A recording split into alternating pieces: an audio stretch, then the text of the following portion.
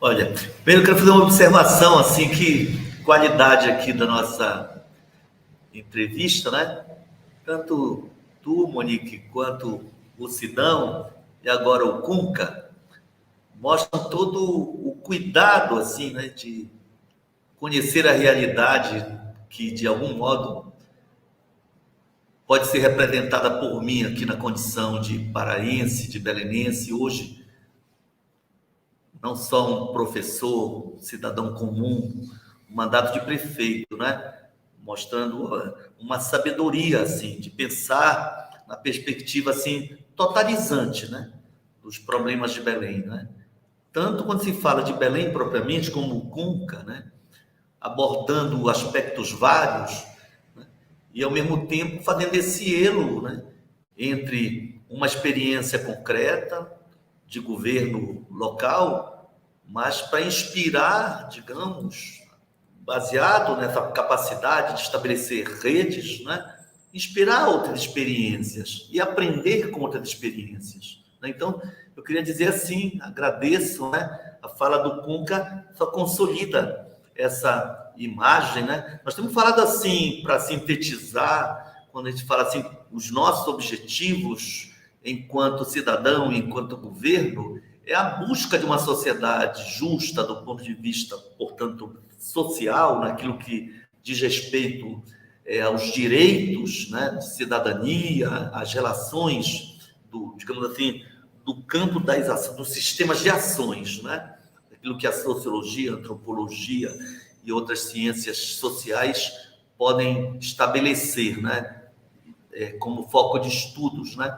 Mas há um debate importante que tem sido enriquecido pela experiência equatoriana, boliviana, né? E é de fundamental importância quando se trata de pensar na perspectiva de romper com aquela influência eurocêntrica, né? Do pensamento mais ou menos imposto, né? As bases filosóficas e epistemológicas mais ou menos impostas, né? De fora para dentro. Então, eu tenho o maior respeito aos grandes pensadores da humanidade e creio que é muito importante, né, reconhecer a contribuição ao nosso pensamento enquanto povo brasileiro, mas é de fundamental importância descolonizar o pensamento também. Esse é um desafio, né, de um Florestan Fernandes, de um Milton Santos, de um Quijano, por exemplo, no Peru, né, e outros pensadores, né? A Costa, por exemplo, tem dado uma contribuição importante, né? Eu acho que esse debate expressa um pouco isso, sabe? A fala do Cunca e as perguntas e reflexões de vocês, elas nos ajudam a refletir nessa perspectiva. Eu gravei, na sexta-feira passada, uma fala, a pedido do Luiz Arnaldo, que recebeu da Anitta Prestes, não, a Leocádia. Leocádia? Não, Ana Prestes. A Ana Prestes, né? Que trabalha na bancada do PCdoB, né? Ela recebeu do México, da coalizão que governa o México hoje, né? Com o Obrador à frente, um pedido de um prefeito do Brasil que se manifestasse para uma reunião nacional que iria discutir temas importantes relacionados ao poder local, né? E eram muitos prefeitos do México todo que queriam reunir e eles queriam a voz de um brasileiro. Eu fiquei feliz de ser lembrado e poder gravar um vídeo de menos de 5 minutos para aquele encontro, porque o México é um povo irmão, é um país irmão, né? São muitas experiências de poder local, de autonomia. A luta dos zapatistas é uma luta histórica. A Revolução Mexicana fala muito de Zapata, né? E o zapatismo, o neozapatismo, digamos assim, na expressão de um subcomandante Marcos, né? É um exemplo assim de como no estado importante assim do planeta como o México, né? Um povo sabe que a sua dignidade depende da sua capacidade de exercer autonomia e o poder sobre o seu território, né? Então, para garantir um uso realmente autônomo, para afirmar a autodeterminação, mesmo sendo mexicano, ter o direito e exercer realmente uma forma de governo daquela região do México na perspectiva autônoma. Então, são experiências ricas, mas a gente não pode esquecer de experiências do Partido Comunista na Itália, por exemplo, na França, que até hoje governa importantes cidades, né? Então, ao dizer que queremos romper com a forma colonizada de pensamento, não significa abandonar as contribuições que vêm de fora, né? Mas eu creio que essas relações de solidariedade internacional, elas ajudam muito a constituir redes de solidariedade e que permitem formas novas de resistência, porque os movimentos sociais mudaram muito nas últimas décadas. De quando eu era prefeito, por exemplo, que a gente pega 97, eu já fiz campanha em 96 com celular tijolão, né? Mas não tinha nem internet, né? Como é que em tão pouco tempo mudou? E hoje nós temos possibilidades de diálogo, de comunicação, que não tínhamos há 20 e poucos anos atrás, né? Significa dizer que as técnicas, nesse período, que o Milton chama de período técnico-científico e informacional, as técnicas, elas nos permitem um acesso a elas, um acesso popular a elas, que em outros momentos não era tão permitido, né? Uma fábrica submetida à lógica do Fordismo, né? Aquela divisão técnica do trabalho, né? Onde o trabalho manual e o trabalho intelectual estavam bem apartados, o capataz ali em cada local que expressasse uma das partes dessa engrenagem de produção, dessa divisão técnica do trabalho. Então, era um controle diferente. Hoje, o capitalismo tem outros mecanismos de controle.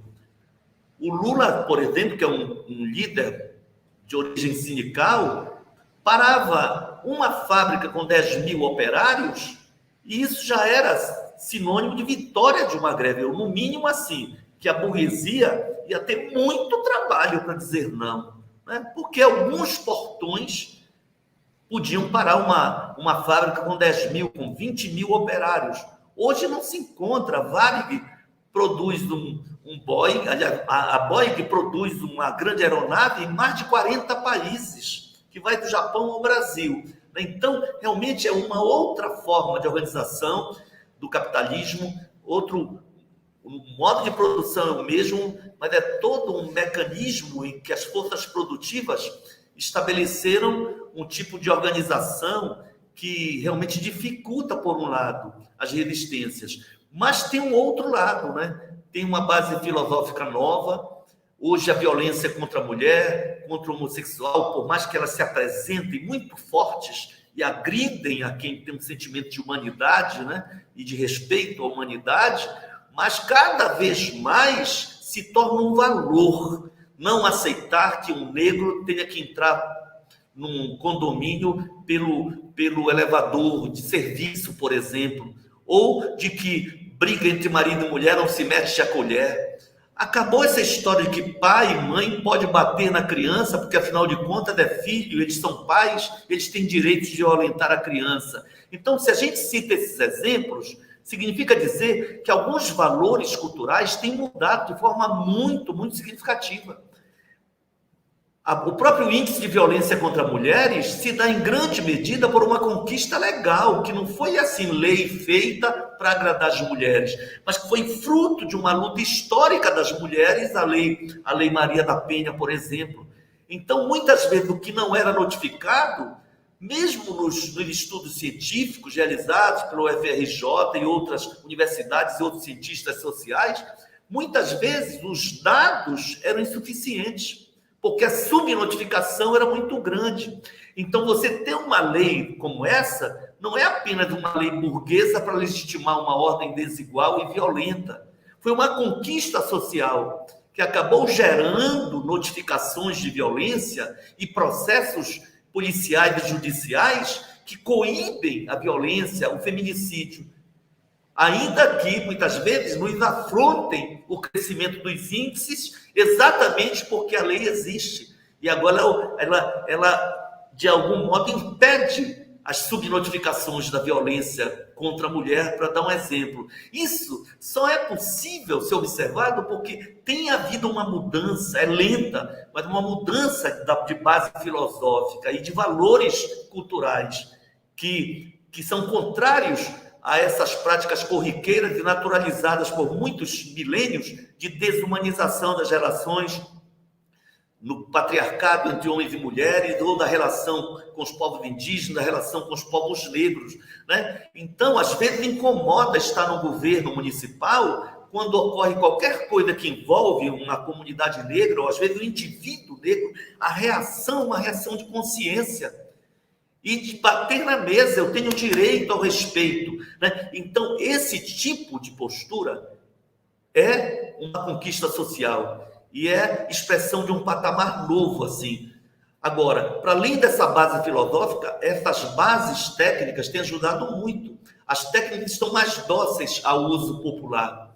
Hoje, uma comunidade indígena, ela ouve o barulho da motosserra e ela, num minuto, um chinês é capaz de traduzir, mesmo não falando português, e saber 1 minuto, 2 minutos depois do fato de uma violência, da ocorrência dessa violência. Então, as solidariedades entre os povos, hoje elas ganham uma perspectiva universal muito forte. Então, é uma contradição, às vezes parece um paradoxo.